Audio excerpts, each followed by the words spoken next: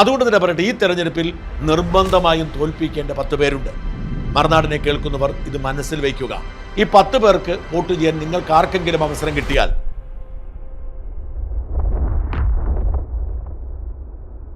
These are definitely the 10 candidates that needed to be exposed. But the reality goes even deeper, because this isn't just based on opinions. This isn't political propaganda. This is data, directly pulled from a public election disclosure platform called myneta.info, a platform built using affidavits submitted to the Election Commission of India, where every candidate is legally required to declare their criminal cases. And today, we are going to walk through the most important names you needed to know. I have categorized into 3 tiers. Tier 1, the worst of the worst, which is the sexual violence on almost most of the cases. The first number 1 is Advocate M. Vincent, belongs to INC Congress, Kovalam, Thiruvananthapuram, with 20 cases. Rape committed repeatedly on the same woman, IPC 357, assault on woman to outrage modesty, and sexual harassment. Number 2, Muhammad Sudisha, which also involves an INC, Vamanapuram, Thiruvananthapuram. 87 cases, can you imagine it? 87 cases, highest of all these 883 candidates which are in for the Kerala election 2026. And he is having IPC 332 and IPC 327 and IPC 118. And Tier 2 I had categorized as sitting MLA or high profile serious criminal filings, in which the case exceeds 49 cases on Advocate Bindu Krishna. She is also from INC Kollam. She is having rioting, unlawful assembly 49 cases. She is a postgraduate lawyer too. And goes 35 cases with Advocate K.S. Shabarinathan, which consecutes for the party Congress and which is fighting for NEMA. And the Tier 3, which I categorized as smaller parties or independent, still on the ballot, which is P.K. Shashi, INC, which is still in Congress, Ottapalam, sexual harassment, excel from CPM, embraced by Congress though. And Anish Matanjari, SDPI, which is in Kochi, which also having 3 cases. And the final one is the celebrity tier, or the failed basic eligibility criteria, which has Veena Naya, 2020, Etumanur.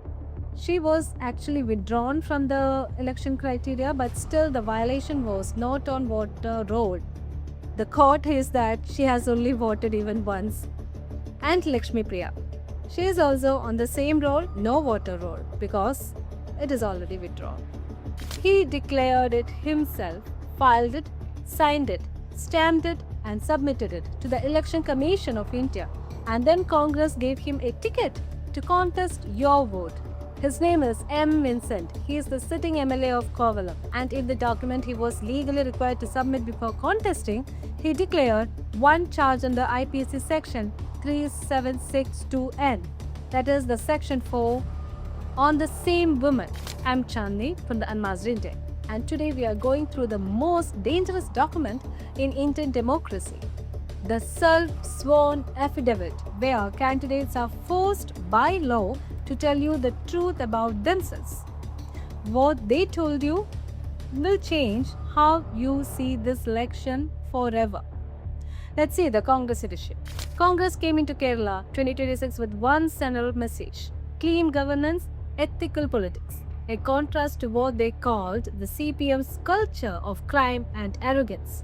They said, vote for us, we are different. The Association for Democratic Reform studied the sworn affidavits of 863 candidates. Here is what Congress declared about itself. 72 out of 85 Congress candidates, that is 85%, have declared criminal case against themselves. 60 out of 85, that is almost 70%, face what the law defines as serious criminal charges, offences that can carry 5 years or more in prison. Not 1, not 10, 60 Congress candidates with serial criminal records. And the party that talks about ethical politics fielded every single one of them. Advocate M. Vincent, the man the affidavit exposes. Let us go deeper into the most disturbing case on his entire list. Advocate M. Vincent. 20 criminal cases against himself. 20. But it is not the number that stops you cold. It is what he declared. IPC Section 354, assault or criminal force against a woman to outrage her modesty. IPC Section 354A, sexual harassment. IPC Section 354D, stalking. IPC Section 450, house trespass to commit an offence punishable with imprisonment for life. IPC Section 306, amendment of suicide. And then IPC Section 3762N, that is the section for a person who commits repeatedly on the same woman, not once, repeatedly.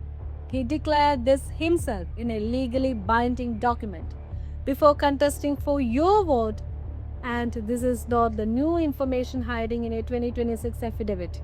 In July 2017, that is almost 9 years ago today, Kerala police arrested this man on rape charges. A charge sheet was filed in December 2017. He went to the court, he got bail, he called it a political conspiracy. And then Kerala, under the Congress banner, gave him a ticket in 2021. He won. And in 2026, they gave him a ticket again. 20 criminal cases. Rape declared in his own affidavit. And Congress said, yes, he is our man for Kovalam. This is not democracy. This is an insult to every woman who ever trusted this party. The man with 87 cases, same party, same ticket, but M. Vincent is not the most criminal case heavy candidate Congress fielded in 2026. That record is even surprising. It goes to another Congress candidate, and his name is Muhammad Sudisha S. He contested from Vamanapuram in Thiruvananthapuram. He declared 87 criminal cases against himself. 87. Let that sink in. Let me put that in perspective. The average candidate in Kerala 2026 had 0 declared cases. The high alarm threshold the ADR uses is 5 or more.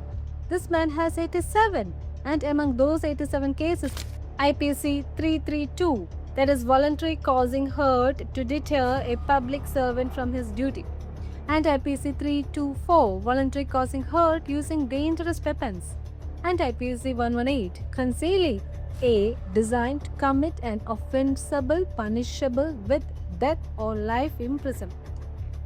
He is a 39-year-old BSc Mathematics graduate. His declared income? 0. For 5 consecutive years, 0. Income tax filed. And Congress gave him a ticket. Same party, same election. Same ballot as him. The full dirty list, party by party. Congress is not the only party playing this game. Let us go through every party what this has, because the reel says they are all different, but the record says they all are the same. Congress, the party of 85% tainted candidates. Beyond M. Vincent and Sudarsha, your images from this website also confirm these Congress candidates, all with declared cases. I'll name some of them. Advocate Bindu Krishna, Kollam, with 49 criminal cases. Postgraduate lawyer she is. Contested from Kerala's most Congress loyal district. Then Advocate K.S. Shabrinathan. He is from Manemam, 35 criminal cases. Fighting for the seat where Rajiv Chandrasekhar was also contested. Rajan J. Pillai, Thrissur, 28 criminal cases, only 10th pass. 2.67 crore in assets. T.N. Pradhaban, Manalur, 15 criminal cases, only 12th pass. Already on every should lose list in Kerala. And there are so many. Money and crime walking hand in hand. P.K. Shashi Ottapalam, Congress filed a man who was expelled from CPM for sexual harassment. They looked at his record and said yes too, he is in Congress material. Yeah, he is a Congress material. UML, the moral party, P.K. Bashir Ernad, 3 declared cases. Declared assets 7.13 crore. 84% of our UML candidates have declared criminal cases. But they will lecture you about the values every Friday. BJP, the alternative, 59 out of 93 BJP candidates, that is 63%, have declared criminal cases, including Dr. Renu Suresh in Kongnad, a reserved SC constituency. 3 cases against a doctor, targeting the most vulnerable voters. And CPM, the party of the workers, 51 out of 77 CPM candidates. Even Kanayai Rajan, Talasheri CPI-M, has a declared case. No party, 0 parties is clean. The celebrity shame is another thing. Article 173. Now I want you to talk about something the mainstream media buried very quickly. This election saw a wave of celebrity candidates or so-called stars or influencers, reality show winners, fielded as party showpieces because their followers would translate to votes. But here is what they forgot to check. Under Article 173 of the Constitution of India, the very foundation of your right to contest in an election, every candidate must be a registered voter somewhere in India. This is not a complicated rule. That is the most basic requirement that exists. Veena Nair, actress, Big Boss fame, Malayalam fame, announced as 2020 candidate from, I think, Ettumanur. Posters up, press conferences done. Then someone checked the electoral roll. Then her name was not on it. She was not a registered voter. She was withdrawn. When asked about her voting history, she said, and I am quoting this directly, I have only voted once. Once in her entire adult life. She has voted once and she wanted to become your MLA. The person who would sit in your assembly, vote on your bills, decide your future. Another one was Lakshmi Priya, same story, another 2020 celebrity candidate. Announced for Perumbaur, also not on the voter roll. Also withdrawn, 2 celebrities. 2 parties checking Instagram follower counts instead of the constitution. Article 173 has been here since 1950. It took these parties 0 seconds to ignore it. I want to be precise here because precision is how we fight this. Under Section 8 of the Representation of People Act, which is on 1951, a candidate can only be disqualified if they have been convicted and sentenced to 2 or more years in prison. Not accused, not charged, not charge sheeted, convicted. So Advocate M. Vincent, coming back to that loop, with rape declared in his own affidavit, arrested in 2017, charge sheet filed, is legally eligible to contest because there is no conviction yet. The case has been in court since 2017, 9 years, no conviction. And in those 9 years, he has been an elected MLA, making laws in your assembly. The Supreme Court saw this happening.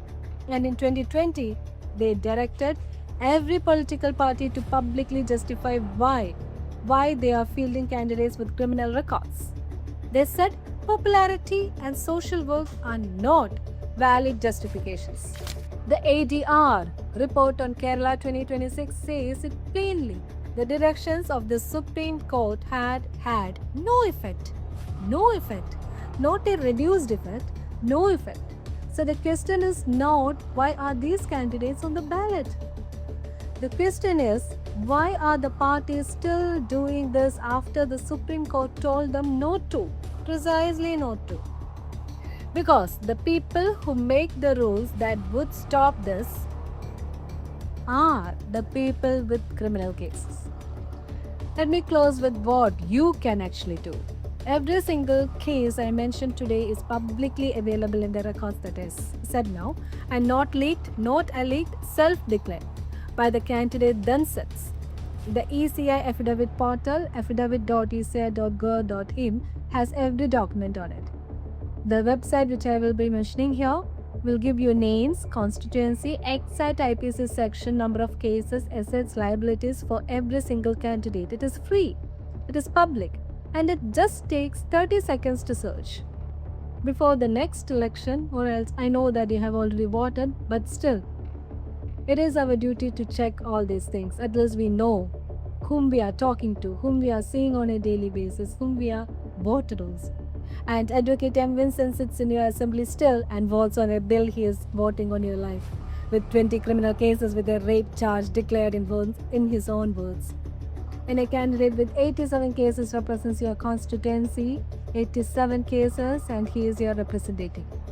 And when a celebrity who has voted once in her life asked to be your MLA, she is asking you to trust her with the laws that govern your children, your family. The data is here, the affidavit is here, the IPC section numbers are here. The only question left is, will you check at least the next time?